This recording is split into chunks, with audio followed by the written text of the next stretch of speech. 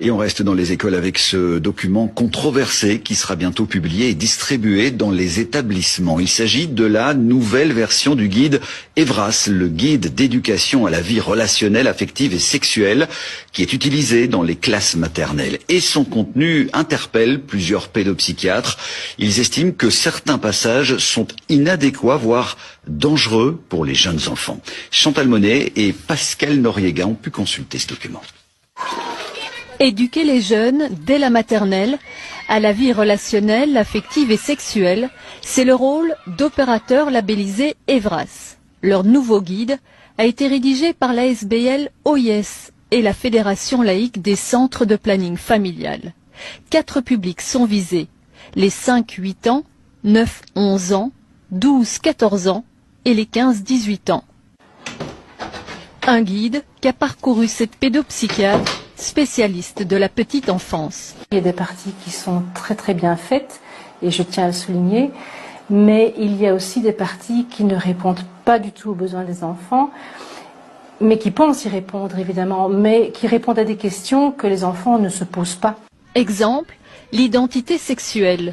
Dès 5 ans, prendre conscience que son identité de genre peut correspondre ou ne pas correspondre à celle assignée à la naissance. Dès 9 ans, âge où se produit la grande partie du développement pour les corps mâles et les corps femelles, la notion de transgenre apparaît.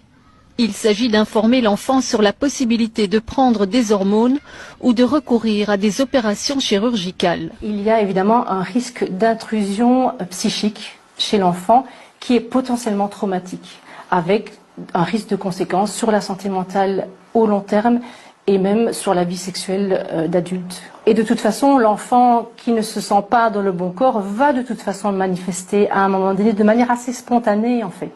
Et donc, il ne faut pas faire d'une rareté une généralité.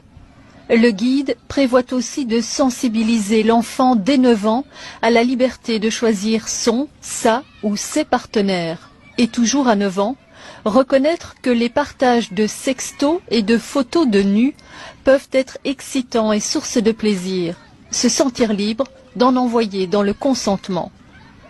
Tout à fait inadmissible, oui. Je pense que ça, c'est vraiment quelque chose qui doit être revu et corrigé.